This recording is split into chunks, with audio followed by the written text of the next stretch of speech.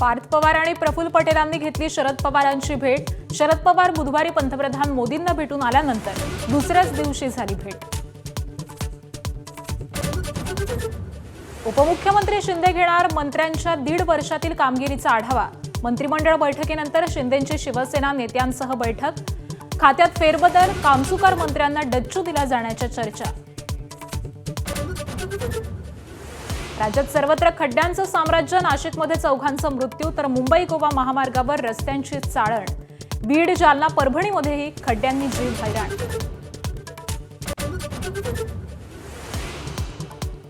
सार्वजनिक परीक्षा सुधारणा विधेयकावर आज लोकसभेत चर्चा।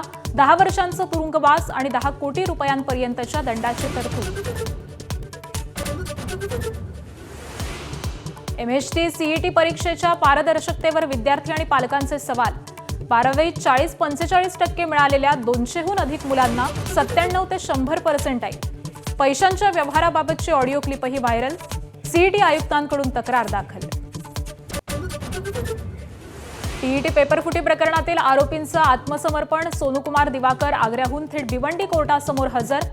छापखान्यातून प्रश्नपत्रिका बाहेर काढण्यासाठी सोनूकुमारनं दिले कर्मचाऱ्यांना पैसे।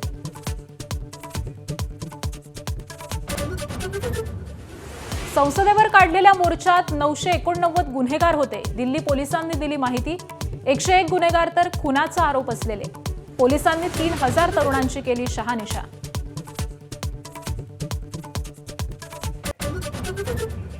$10 आणि $20 रुपयांच्या प्लास्टिक नोटा येणार। केंद्रीय मंत्र्यांची संसदेत माहिती। 200 कोटी नोटा बाजारात आणणार। कोल्हापूरच्या माधुरी हत्तीणीला नांदणी मठात परत पाठवण्यास टाळाटाळ होत असल्याचा राजू शेट्टींचा आरोप। आज लाक्षणिक उपोषणाची हाक। शिर्डीत 3 दिवसांच्या गुरुपौर्णिमा उत्सवाला प्रारंभ। उद्या रात्रभर मंदिर खुलं राहणार। काकड आरतीनंतर साईबाबांचा फोटो आणि विणाची मंदिरातून निघाली सवाद्य मिरवणूक। राष्ट्रकुल स्पर्धेत पॅरा ॲथलेटिक्समध्ये भारताच्या शर्मिला धनखडला गोळाफेकीत सुवर्णपदक। वेटलिफ्टिंगमध्ये वल्लुरी अजय बाबूनं रौप्य तर मराठमोळ्या सर्वेश कुशारेला उंच उडीत रौप्य पदक। 9 पदकांसह भारत गुणतालिकेत 8व्या स्थानी।